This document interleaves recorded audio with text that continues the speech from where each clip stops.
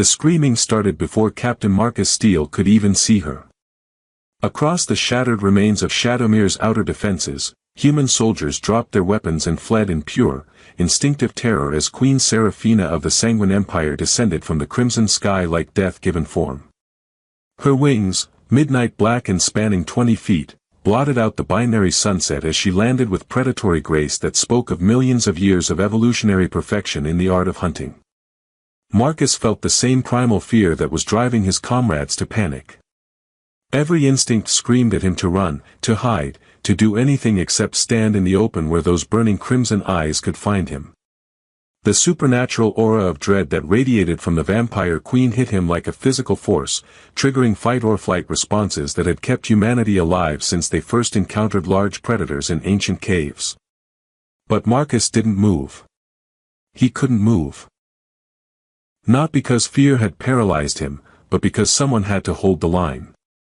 Someone had to stand between the most dangerous predator in known space and the civilian evacuation routes that were still processing thousands of refugees. Someone had to buy time for people who couldn't protect themselves, regardless of the personal cost. So Captain Marcus Steele remained at his post, assault rifle steady in his hands despite the tremor that threatened to betray his terror, watching as Queen Seraphina folded her massive wings and surveyed the battlefield with the satisfaction of an apex predator whose reputation had just emptied another military position without requiring actual combat. She was everything the intelligence briefings had described and worse. 8 feet of pale, elegant death wrapped in armor that seemed to flow like liquid shadow. Her face might have been beautiful by human standards if not for the predatory intelligence in those crimson eyes and the fangs that gleamed like ivory daggers when she smiled. The Sanguines had evolved to hunt humanoid prey, and every aspect of their physiology, the hypnotic gaze, the paralyzing presence, the supernatural speed and strength, served that singular purpose with terrifying efficiency. Interesting, Queen Seraphina said, her voice carrying clearly across the abandoned defensive position. She moved toward Marcus with fluid steps that made no sound on the rubble-strewn ground. One remains. Marcus kept his weapon trained on her, knowing it was futile but maintaining military discipline because it was all he had left. Standard human weapons were useless against sanguine royalty, their regenerative abilities could heal bullet wounds faster than conventional firearms could inflict them, and their supernatural speed made accurate targeting nearly impossible. Captain Marcus Steele, Terran Defense Corps, he said, his voice steady despite the fear that made his heart hammer against his ribs. Serial number 7742 Delta Niner. I did not ask for your identification, little soldier, Queen Seraphina replied, stopping just outside arm's reach. This close, Marcus could see the predatory perfection of her features, skin like pale starlight, eyes that held depths of crimson fire, and an otherworldly beauty that made her even more terrifying. I asked why you remain when your comrades have fled. Because this is where I'm supposed to be. Queen Seraphina tilted her head with bird-like curiosity, studying him as if he were a fascinating specimen that defied easy classification. You know what I am. You know what I can do. Yet you stand here with your ineffective weapon and your quaint human courage, believing that your presence serves some purpose. My presence serves the purpose of holding this position until relieved or overrun. And you believe relief is coming? Marcus met her burning gaze directly, understanding that showing weakness now would trigger predator responses that might make his death swift rather than useful. I believe that hope isn't required for duty, Your Majesty. The formal address seemed to surprise her. Most humans who encountered sanguine royalty were too terrified for coherent speech, let alone diplomatic courtesy. You know my rank. Intelligence briefings are thorough, Your Majesty. We know who you are, what you've accomplished, and why you're here.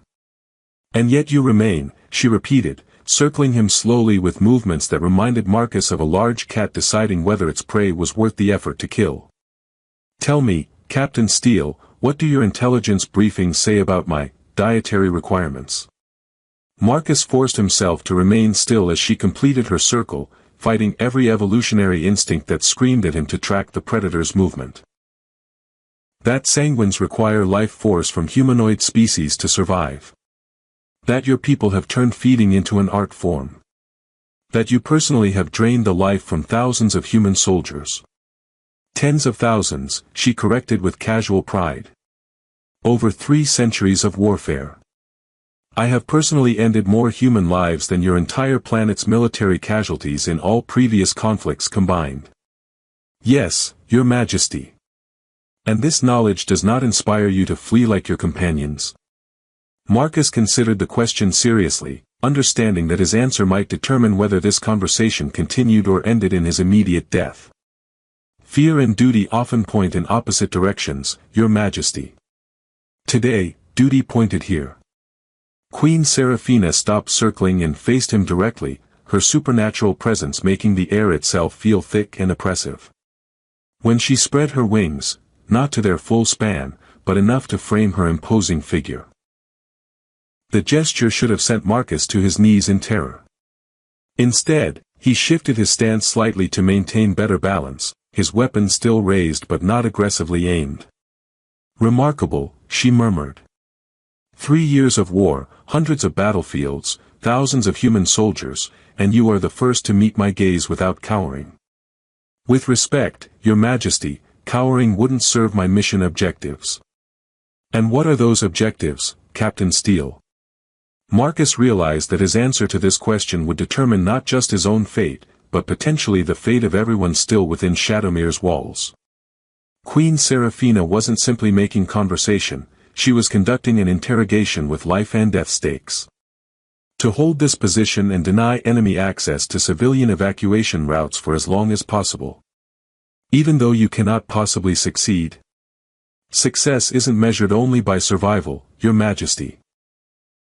Sometimes it's measured by time bought, lives saved, or duties fulfilled regardless of personal cost. Queen Seraphina studied him with an intensity that made Marcus feel like she was examining his soul for flaws or deceptions. Her crimson eyes seemed to pierce through every psychological defense he built during years of military service. You speak of duty as if it were a religion. For soldiers, it is. And you are prepared to die for this religion? If necessary. Even knowing that your death will accomplish nothing. That I will simply proceed to drain the life from every civilian you are trying to protect. Marcus felt something cold settle in his stomach, but his voice remained steady. Then I'll have bought them time to evacuate, and someone else will have to make the same choice I'm making now. Someone else will have to stand and die uselessly. Someone else will have to stand and hope their sacrifice means something. Queen Seraphina was quiet for several heartbeats, her alien beauty making the silence feel charged with supernatural tension. When she spoke again, her voice carried a note of something that might have been curiosity. Captain Steele, in 3 centuries of existence, I have encountered courage, cowardice, desperation, rage, and every other emotion your species is capable of experiencing under extreme stress. But I have never encountered anything quite like what you are demonstrating. Which is calm acceptance of necessary sacrifice without hope of reward or recognition. Marcus shifted his weight slightly, maintaining readiness despite the growing certainty that conventional combat wasn't going to resolve this encounter. Your Majesty, what did you expect to find when you arrived at this position? Fled soldiers, abandoned equipment, and clear access to the civilian populations I came to harvest. And instead, I found one human who refuses to flee, refuses to attack, and refuses to despair. Queen Seraphina moved closer, her supernatural presence intensifying until Marcus could feel it like pressure against his skin. You are either the bravest member of your species I have encountered, or the most foolish. Perhaps both, Your Majesty.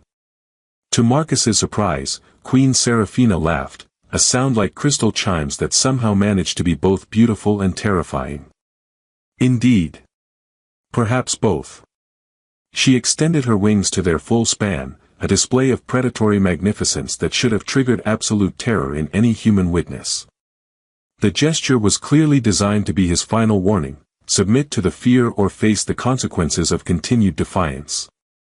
Marcus looked up at 20 feet of midnight black wingspan, at claws that could shred armor plating, at a predator whose very existence was proof that humans were not the apex species they had believed themselves to be. And he still didn't run. Fascinating, Queen Seraphina said softly, folding her wings as she studied his unwavering stance.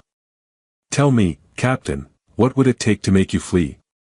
Marcus considered the question with the same seriousness he brought to tactical problems. Confirmation that the civilian evacuation was complete and my continued presence served no strategic purpose. Not the threat of death. Death is a possible outcome of any military engagement, Your Majesty. It affects tactical calculations, but it doesn't determine them. Not the threat of torture. Information security protocols cover resistance to interrogation techniques. Not the threat to those civilians you are trying to protect. Marcus felt his resolve waver for the first time, understanding that she had identified his psychological pressure point with predatory precision. That would be more challenging to ignore. And yet you would still stand here, knowing that your defiance might enrage me enough to make their deaths more painful than necessary. The question hung between them like a blade, forcing Marcus to confront the possibility that his courage might be serving his ego rather than his duty. I would hope, he said finally, that Your Majesty's reputation for strategic thinking would override any personal satisfaction derived from causing unnecessary suffering. Queen Seraphina stared at him for a long moment, her expression unreadable. Captain Steele, she said eventually, you have just made the most dangerous assumption of your military career. Which is that I am rational enough to appreciate the difference between necessary and unnecessary suffering. As the vampire queen smiled, revealing fangs that gleamed like ivory daggers in the fading light, Marcus realized that his greatest gamble was about to be tested. The bet that even apex predators could be reasoned with when the stakes were high enough. Queen Seraphina's smile revealed the full extent of her predatory nature, fangs that could tear through armor plating, jaw muscles capable of crushing bone, and behind those crimson eyes, the calculating intelligence of someone who had spent 3 centuries perfecting the art of psychological warfare. Captain Steele, she said, her voice carrying harmonics that seemed designed to resonate in human nervous systems, I find myself curious about the limits of your courage. Marcus remained motionless, his weapon still raised but recognizing that the real battle was being fought through words rather than bullets. I'm prepared to find out, Your Majesty. Are you? Because I suspect that your bravery, impressive though it may be, stems from incomplete understanding of your situation. I understand the situation perfectly. You're here to feed on civilian populations. I'm here to prevent that for as long as possible. Queen Seraphina began moving again, not circling this time but pacing back and forth with restless energy that reminded Marcus of caged predators he'd seen in zoos. Her wings flexed slightly with each step, creating shifting patterns of shadow that made her seem larger and more threatening. You understand the tactical situation, she corrected. But you do not understand me. Your Majesty. You see a monster, Captain. A creature of supernatural evil who kills for pleasure and feeds on fear. Your intelligence briefings have reduced me to a collection of abilities and body counts, haven't they? Marcus considered her words carefully, understanding that this conversation had moved beyond simple interrogation into something more complex. Intelligence briefings focus on threat assessment and tactical capabilities, he said. Personal motivations are secondary considerations. Exactly. So you know what I can do, but not why I do it. Queen Seraphina stopped pacing and faced him directly. Tell me, Captain, do you know how sanguines reproduce? The question caught Marcus off guard. I'm not sure that's relevant to. Answer the question. Biological reproduction requires life force integration from compatible species. Sanguine offspring need humanoid energy patterns to develop properly. And how long do sanguine pregnancies last? Marcus realized she was leading him toward some point that would change his understanding of their conflict. Intelligence estimates suggest longer than human gestation periods. 7 years, Captain. 7 years during which the developing child requires constant life force supplementation, or it dies in the womb. Queen Seraphina's voice carried a note of something that might have been pain. Do you know how many sanguine children have been born in the past decade? I don't have access to those statistics. 3. 3 children in 10 years, from a population of nearly 1 million adults. She moved closer, her supernatural presence making the air feel charged with tension. My species is dying, Captain Steele. Not from war, not from disease, but from simple biological mathematics. Marcus felt his understanding of the conflict shifting as implications became clear. The war isn't about conquest. The war is about survival. Every world we take, every human population we harvest, buys my people a few more years of existence. Queen Seraphina's eyes blazed with intensity that had nothing to do with supernatural power. We are not monsters by choice, Captain.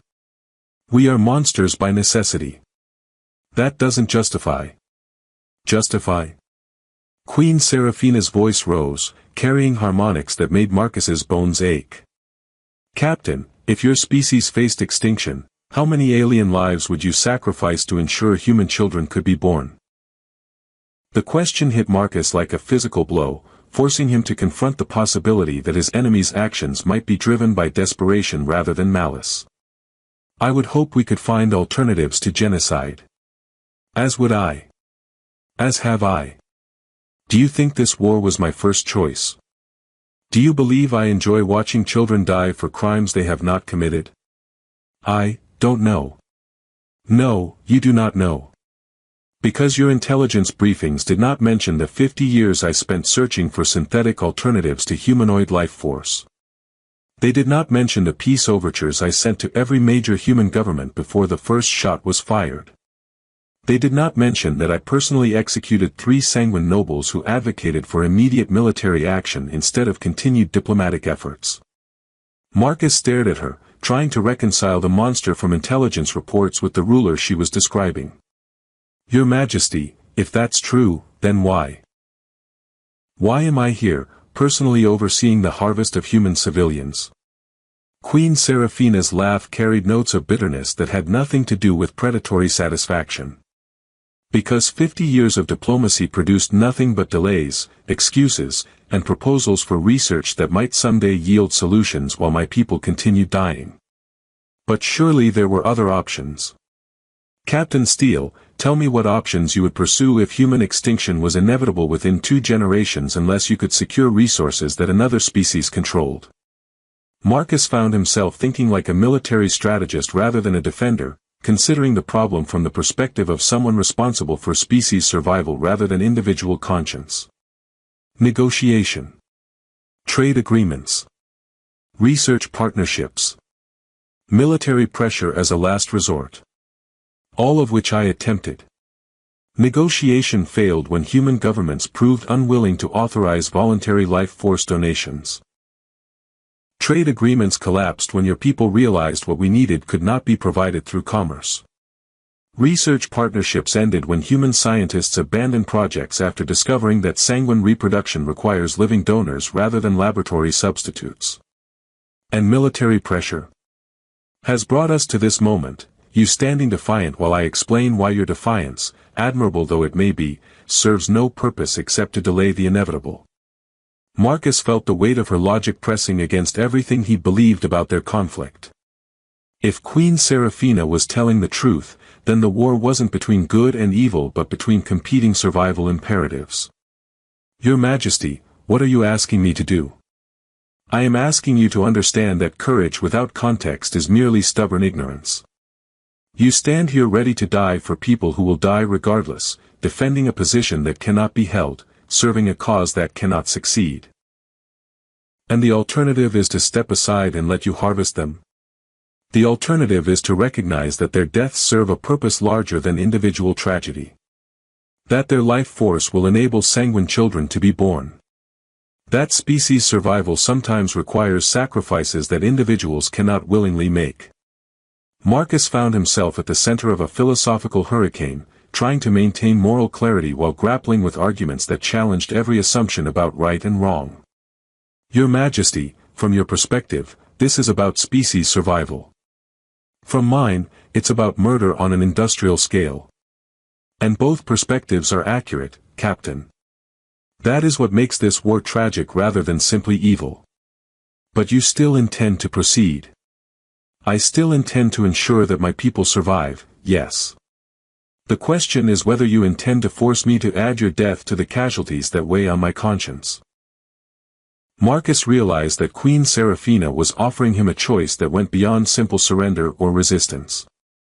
She was asking him to acknowledge the moral complexity of their situation while accepting the practical limitations of his position. Your Majesty, if I step aside, will you minimize the suffering of the people you harvest? I will ensure that their deaths serve the greatest possible purpose with the least possible pain.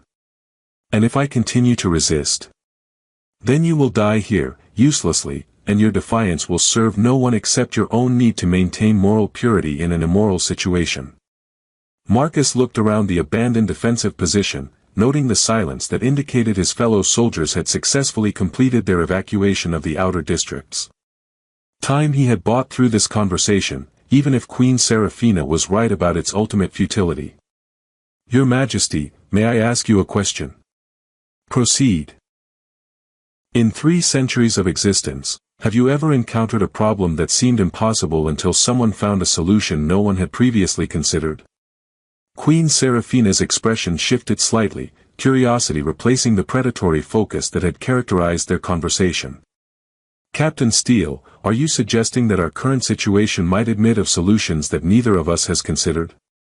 I'm suggesting that someone who has ruled successfully for 3 centuries and someone who has found courage in impossible circumstances might be capable of discovering alternatives that haven't been explored. Such as? I don't know yet. But I know that this conversation has revealed complexities that intelligence briefings never mentioned. And I suspect that if we can find common ground between species survival and individual conscience, we might find approaches that serve both. Queen Seraphina stared at him for a long moment, her supernatural presence seeming to intensify as she considered his words. Captain Marcus Steele, she said finally, you have just proposed the most dangerous idea either of us could consider. Which is that enemies might become allies when they discover their interests align in ways that were not previously apparent. As the implications of her words settled between them, Marcus realized that his decision to stand his ground had led to something neither of them had expected, the beginning of a conversation that might change everything. The silence that followed Queen Seraphina's admission stretched between them like a bridge across an impossible chasm. Marcus could hear the distant sounds of evacuation procedures continuing in the deeper parts of Shadowmere, evidence that his stand was still buying precious time for civilian escape routes. Your Majesty, he said carefully, if we're going to consider alternatives to the current situation, I need to understand the exact parameters of your people's survival requirements. Queen Seraphina's expression showed wariness mixed with something that might have been hope. Captain, such information could be considered state secrets of the highest classification. And sharing it with an enemy would be treason. Precisely. She moved closer, her supernatural presence making the air shimmer with barely contained energy. Yet you are no longer behaving like an enemy, are you? Marcus considered the question while maintaining his defensive stance. Everything about this conversation violated military protocol, diplomatic procedure, and common sense. But it was also the first time in 3 years of warfare that anyone had discussed alternatives to mutual annihilation. I'm behaving like someone who recognizes that our current trajectory leads to outcomes that neither of us actually wants. Explain. Your goal is species survival through access to humanoid life force. My goal is protecting human civilian populations from predation. These seem mutually exclusive, but they might not be if we consider approaches that neither side has seriously explored. Queen Seraphina folded her massive wings against her back, the gesture somehow making her seem less predatory and more approachable. Continue. Human medical science has developed techniques for voluntary life force donation, blood transfusions, plasma sharing, even temporary energy field synchronization for medical treatment. We've never explored these techniques for interspecies application because we've never had reason to. You're suggesting voluntary cooperation between humans and sanguines. I'm suggesting that the resource you need to survive might be obtainable through means that don't require the death or enslavement of the donors. Queen Seraphina stared at him with an intensity that made Marcus feel like she was examining every facet of his proposal for flaws or deceptions. Captain Steele, do you understand what you are suggesting? That we explore whether mutual benefit might be possible instead of assuming mutual destruction is inevitable. You are suggesting that I trust the species I have been at war with for 3 years to provide voluntary access to the resources my people need to avoid extinction. And I'm suggesting that humans trust the species we've been fleeing from for 3 years to honor agreements that would make us partners rather than prey. Queen Seraphina began pacing again, but this time her movements suggested someone working through complex problems rather than a predator stalking its victim. The political obstacles would be immense, she said. Sanguine nobility who view humans as livestock. Human governments who see my people as monsters. Military establishments on both sides who have built their identities around this conflict. Political obstacles can be overcome if the alternative is species extinction for you and genocide for us. Can they? Captain, you have stood here courageously for. She paused, consulting some internal chronometer, 43 minutes. In that time, my forces have established complete control over Shadowmere's outer districts. Resistance has ceased. Civilian evacuation routes have been secured. Marcus felt his heart skip as he realized what she was telling him. Your forces have taken the evacuation routes. My forces have been monitoring the evacuation routes, Queen Seraphina corrected with a slight smile. There is a difference. You've been letting them escape. I have been allowing our conversation to continue without interference from tactical necessities. Marcus stared at her, understanding dawning that changed everything about their interaction. This entire engagement has been a test.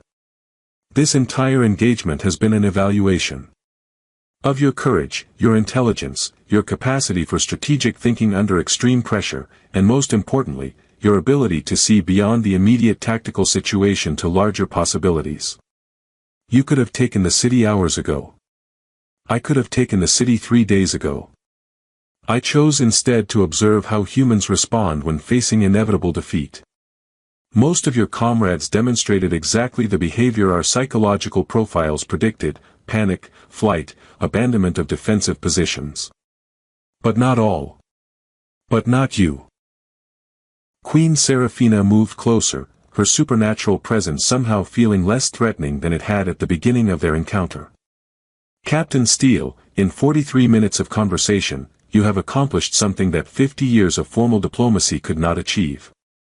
Which is? You have convinced me that humans might be capable of partnership rather than simply serving as resources to be harvested. Marcus realized that his decision to stand his ground had been more consequential than he'd understood. And in 43 minutes, you've convinced me that sanguines might be capable of reasoning rather than simply predation. So where does that leave us? Marcus looked around the abandoned defensive position, thinking about the civilians who were still escaping through routes that Queen Seraphina could close at any moment, about the war that had consumed both their species for 3 years, and about the possibility of alternatives that neither side had seriously considered. It leaves us with the most dangerous proposal either of us could make to our respective governments.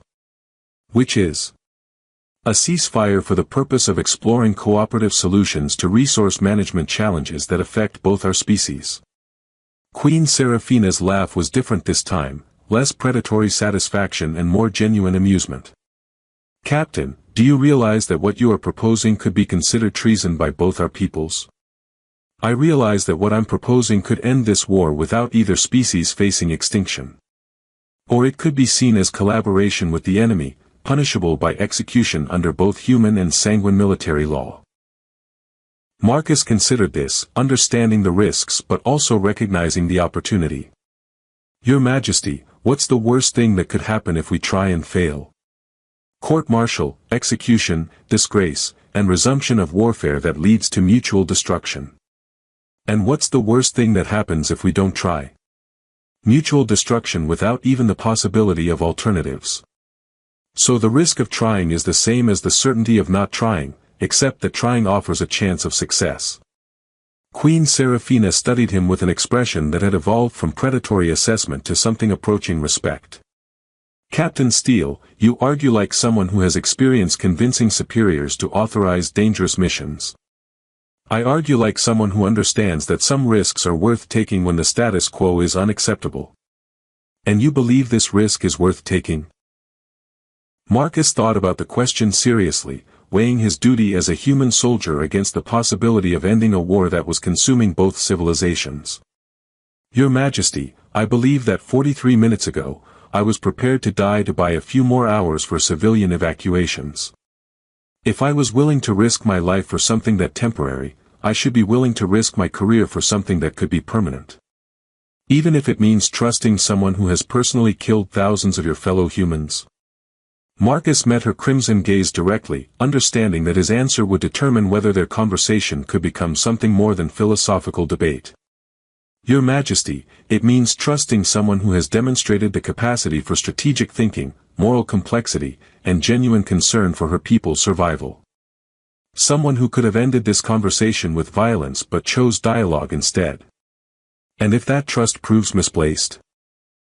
Then I'll have died attempting something worthwhile instead of something futile. Queen Seraphina was quiet for several minutes, her attention seemingly focused on sounds and sensations beyond Marcus's perception. When she spoke again, her voice carried the weight of someone making decisions that would reshape history. Captain Steele, my forces report that civilian evacuation from Shadowmere is now complete. Approximately 12,000 humans have reached safety beyond our operational perimeter. Marcus felt relief flood through him like a physical force. Thank you. Do not thank me yet. Thank me if we can transform this temporary reprieve into permanent solution. She extended her wings slightly, the gesture somehow conveying consideration rather than threat. Captain, I am prepared to propose an unprecedented arrangement to my war council. What kind of arrangement?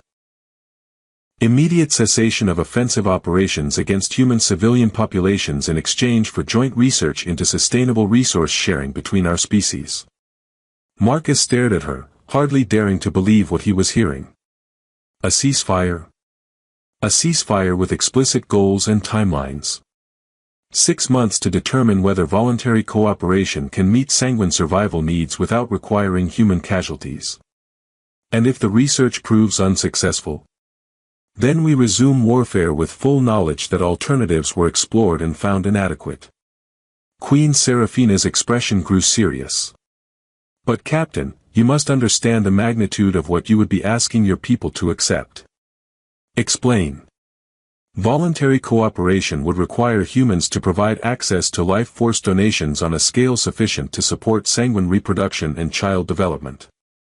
Thousands of donors, sophisticated medical facilities, ongoing commitment that could span decades. Marcus felt the weight of the proposal settling on his shoulders. In exchange for sanguine technology, scientific knowledge, and military protection for human worlds that choose to participate in cooperative arrangements.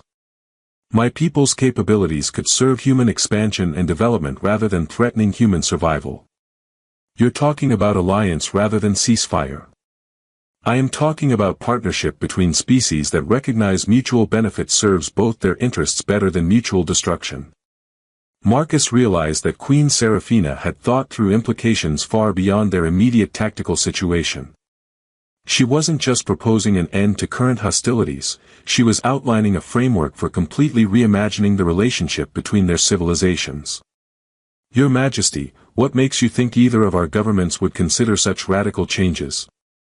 Because both our governments are losing this war, Captain. Sanguine casualties are mounting as human defensive technology improves. Human losses are devastating your population centers faster than they can be rebuilt. Neither side can achieve decisive victory without Pyrrhic costs that would make victory meaningless. So this proposal serves both sides' strategic interests. This proposal serves both sides' survival interests, which makes it politically viable despite being culturally revolutionary. Marcus looked at this remarkable being who had arrived as his enemy and become something approaching an ally through 43 minutes of honest conversation about impossible problems. Your Majesty, what do you need from me to make this proposal credible to both our governments? I need you to return to Human Command with a formal offer of ceasefire terms and resource-sharing negotiations. I need you to convince your leadership that cooperation serves human interests better than continued resistance. And you'll convince Sanguine leadership that partnership serves your interests better than continued predation? I will present evidence that sustainable resource acquisition through voluntary cooperation offers better long-term prospects than unsustainable resource extraction through military conquest. Marcus understood that he was being asked to become a diplomat in addition to being a soldier, representing possibilities that neither government had seriously considered. Your Majesty, if I do this, if I carry your proposal to Human Command, what guarantees can you offer that this isn't an elaborate deception designed to achieve through negotiation what you couldn't achieve through force? Queen Seraphina smiled, the expression somehow managing to be both predatory and genuinely warm. Captain Steele, I can offer you the same guarantee you can offer me. That someone willing to risk their career and reputation for the possibility of peace is someone whose word can be trusted even across species barriers. No guarantees except mutual trust. No guarantees except the recognition that trust, however dangerous, offers better prospects than assured mutual destruction. As they stood facing each other in the abandoned defensive position, Marcus realized that his decision to remain at his post had led to something neither of them could have anticipated, the first genuine opportunity for peace their species had encountered in 3 years of warfare. Your Majesty, he said formally, I accept your proposal to serve as diplomatic courier for ceasefire negotiations between human and Sanguine governments. And I accept your offer to serve as advocate for cooperative alternatives to resource conflict. Queen Seraphina extended one pale hand toward him, not a predatory gesture, but an offer of partnership across impossible differences. Captain Steele, shall we discover whether enemies can become allies when they choose understanding over assumption? Marcus looked at the offered hand, understanding that accepting it would commit him to the most dangerous mission of his military career. Then he reached out and grasped it firmly, feeling her surprising warmth as their very different species made contact for the first time in history as potential partners rather than predator and prey. Your Majesty, he said quietly, let's find out. 6 months later, Captain Marcus Steele stood in the observation deck of Harmony Station, the first joint human-Sanguine facility in galactic history, watching as ships from both civilizations docked side by side at the orbital platform that had become the symbol of their unprecedented alliance. The court-martial proceedings had been brutal. 3 weeks of testimony, cross-examination, and political grandstanding as military prosecutors argued that Marcus had exceeded his authority by negotiating with enemy leadership. But the ceasefire agreement he'd helped broker had already produced results that made his insubordination look like strategic brilliance rather than dangerous improvisation. Any regrets? Queen Seraphina asked, joining him at the viewport. 6 months of regular cooperation had transformed their relationship from wary alliance to genuine partnership, though she still retained the otherworldly beauty that made her simultaneously fascinating and intimidating. About which part? Nearly getting executed for unauthorized diplomacy, or helping establish the most successful peace agreement in recent galactic history? Both. Marcus smiled, watching a human medical transport dock alongside a Sanguine research vessel. No regrets. Though I have to admit, explaining vampire biology to human politicians was more challenging than facing down your supernatural aura of terror. And I discovered that convincing Sanguine nobles to view humans as partners rather than resources required skills I hadn't developed in 3 centuries of traditional leadership. Their joint presentation to both governments had been the most diplomatically complex negotiation either species had ever attempted. Marcus had faced skeptical human officials who viewed any cooperation with Sanguines as collaboration with monsters, while Queen Seraphina had confronted noble houses that considered voluntary resource sharing a betrayal of Sanguine supremacy. But the mathematics of survival had proven more persuasive than cultural prejudice. Detailed projections showing mutual destruction as the inevitable outcome of continued warfare had gradually convinced pragmatic leaders on both sides that cooperation served everyone's interests better than extinction. The medical program results came in this morning, Queen Seraphina said, consulting a data pad that displayed information in both human and Sanguine formats. Voluntary life force donations from human medical volunteers have successfully supported the development of 4 sanguine pregnancies to full term. 4 healthy births. 4 healthy children who would not exist without human cooperation. The first generation born through alliance rather than predation. Marcus felt a warmth that had nothing to do with the station's environmental systems. Those 4 children represented proof that their impossible proposal had worked. That former enemies could indeed become partners when they chose understanding over fear. And the human side of the exchange? Sanguine regenerative technology has reduced human casualties from industrial accidents by 67% across all participating colonies. Our tissue regeneration techniques have eliminated the need for organ transplants in most medical cases. And our longevity treatments have extended average human lifespan by approximately 40 years. Mutual benefit. Exponential mutual benefit.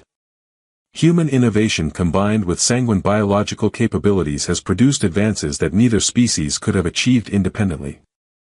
Marcus watched a group of human technicians working alongside sanguine engineers on what appeared to be a new type of spacecraft that incorporated design elements from both civilizations. The sight still amazed him. Former enemies collaborating so naturally that their species' differences seemed like complementary strengths rather than incompatible barriers. Queen Seraphina, he said formally, though their friendship had made such titles feel increasingly artificial, I have a confession. Oh. When I decided not to run from you at Shadowmere, I wasn't being brave. I was being terrified and stubborn in equal measure. She laughed, the sound that had lost its predatory edge and become simply musical. Captain Steele, when I chose to engage you in conversation rather than immediate combat, I wasn't being diplomatic. I was being curious about someone who defied every psychological profile we had developed for your species. So we were both improvising. We were both discovering that our assumptions about each other were incomplete. Marcus thought about the journey that had brought them from that defensive position to this observation deck where former enemies had become trusted partners. The process hadn't been simple or swift. 6 months of careful negotiation, technological development, cultural exchange, and gradual trust building that had required patience from both species. Your Majesty, he said, what do you think would have happened if I had run like everyone else? You would have lived longer in the short term and died eventually when the war reached its inevitable conclusion. Your people would have continued viewing mine as monsters, my people would have continued viewing yours as resources, and both species would have destroyed each other within a generation. And now?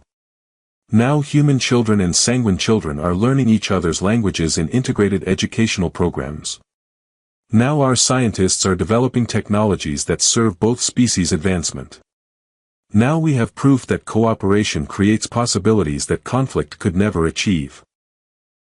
Marcus nodded, watching a mixed crew of humans and sanguines collaborate on what appeared to be a cultural exchange program orientation. Do you think this alliance will last? I think this alliance will evolve. The next generation, children who grow up with interspecies cooperation as normal rather than revolutionary, will probably develop relationships we can't even imagine. Such as integrated communities where species differences are seen as complementary rather than divisive. Research partnerships that combine human creativity with sanguine capabilities in ways that transform both civilizations.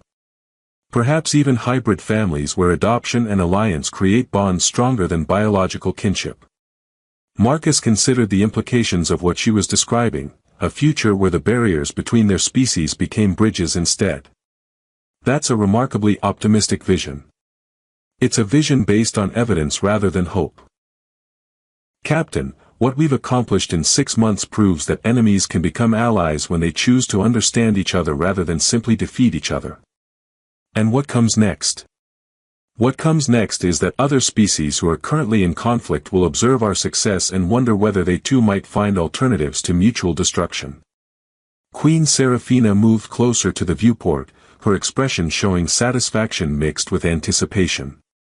Captain Steele, I believe we have created a model for peace that could transform galactic civilization. Through vampire-human cooperation. Through recognition that diversity strengthens civilizations rather than threatening them. Through understanding that cooperation serves survival better than competition. Through proof that former enemies can become partners when they choose to build rather than destroy.